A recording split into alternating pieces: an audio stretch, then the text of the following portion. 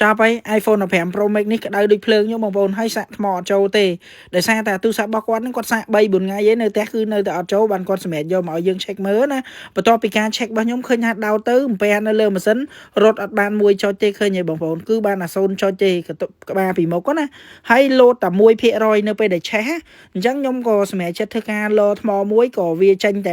1% ថ្មចាស់វាពេលសាក់យូរទៅក្តៅខ្លាំងហើយចេញតែ 1% ទេអញ្ចឹងយើងលថ្មថ្មីហើយក៏នៅតែ 1% ដែរអញ្ចឹងជំងឺហ្នឹងគឺជាជំងឺប្រចាំកាយរបស់ iPhone 15 Pro Max ផងដែរសម្រាប់បងប្អូន15 Pro Max គឺអាចនឹងជួបបញ្ហាចឹងច្រើនអញ្ចឹងអាចមើលក្នុងការដោះស្រាយនៅបញ្ហាបែបនេះបានឥឡូវយើងធ្វើការដកម៉ាស៊ីនចេញមកហើយដើម្បីធ្វើការពុះហែកម៉ាស៊ីនដើម្បី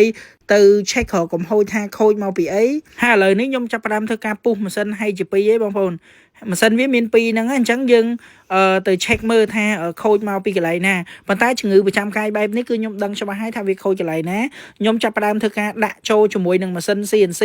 ដើម្បីធ្វើការវាស់កាត់អ៊ីសេដែលវាឆ្លងខូចនឹងយកហ្មងបងប្អូនដោយសារតែអ៊ីសេនឹងឆ្លងបានវាក្តៅហើយសាកថ្មនៅតែអត់ឡើងឥឡូវនេះខ្ញុំដាក់ចូលពុំដើម្បីធ្វើការវាស់វាណាអញ្ចឹងគឺ iPhone 15 Pro Max IC Power អញ្ចឹងយើងចុចយក Auto Run ដើម្បីធ្វើការកាត់អ៊ីសេដែលវាខូចហ្នឹងបងប្អូននេះគឺជាអ៊ីសេដែលវាខូចគឺយើងធ្វើការកាត់ហើយកាត់វាកំតិចចោលហ្មងដោយសារតែវាឆ្លងណាដើម្បីផ្លាស់ប្ដូរជាមួយនឹង IC original ដែលដកចេញពីគ្រឿងកាត់សាច់ស៊ីនមកវិញ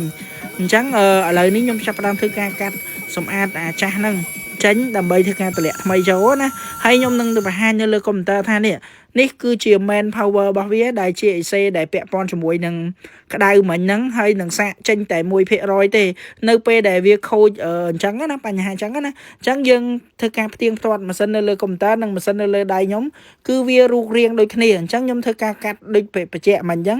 កាត់ IC main power របស់វាហ្នឹងចោលដើម្បីធ្វើការផ្លាស់ប្ដូរIC original ចូលវិញអញ្ចឹងនេះគឺជា IC ដែលយើងកាត់មិញបងប្អូននេះជើងវាគឺយើងធ្វើឲ្យស្អាតបែបហ្នឹងដើម្បីឲ្យភ្ញៀវគាត់យកទៅប្រើស្រួលអត់ធ្វើប្រឡេកប្រឡាក់គឺក្លុកកលៀតគឺត្រូវតែធ្វើស្អាតជូនភ្ញៀវអញ្ចឹងណាហើយ IC ដឹងស្រាប់ហើយគឺជា IC original យើងធ្វើការលើកតម្លាក់បញ្ចូលទៅវិញដំមវាត្រូវកលាក់ក្លុកកលាក់វាហើយបានយើងធ្វើការផ្លុំតម្លាក់បញ្ចូលទៅវិញណាឥឡូវនេះយើងធ្វើការផ្លុំតម្លាក់ចូលហើយយើងនឹងទៅធ្វើតេស្តជាមួយនឹងថ្មដែលយើងធ្វើតេស្តពីដំបូងឡើយណាអញ្ចឹងឃើញថាយើងធ្វើតេស្តទៅគឺវាស្គាល់ទិន្នន័យភាគរយថ្មហើយទូរស័ព្ទហ្នឹងក៏បាត់ក្តៅដែរបងប្អូនគឺលែងក្តៅដូចពេលដំបូងហើយពីដំបូងឡើងម្ចាស់គាត់ថាក្តៅខ្លាំងហ្មងណាប្រើអត់កើតទេនិយាយទៅទោះប្រើអត់កើតទៅវាបើកអត់ចេញតែ 1% រហូតអញ្ចឹងណាសាកថ្មទៅក្តៅខ្លាំងហ្មងឥឡូវនេះរួចរាល់ហើយយើងធ្វើទៅបានឲ្យវាស្គាល់ទិន្នន័យថ្មអញ្ចឹងម៉ាស៊ីនក៏លែងក្តៅដែរវាដំណើរការស្រួលដូចដើមវិញហើយអំពែនៅលើម៉ាស៊ីនធ្វើតេស្តនៃការសាកថ្មគឺចូលវិញហើយពីដំបូងបានតែ0ចុច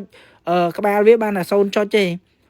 អញ្ចឹងឥឡូវនេះគឺបាន1ចុចទៅ2ចុចទៅលើការធ្វើរបស់យើងហើយណាអញ្ចឹងក៏អរគុណដែរសម្រាប់ការទុកចិត្តរបស់បងប្រុសនេះគឺ2ចុចអញ្ចឹងបានន័យថាវាសាកចូលស្រួលវិញហើយអរគុណសម្រាប់ការទុកចិត្តនិងចូលចិត្តមើលវីដេអូខ្ញុំ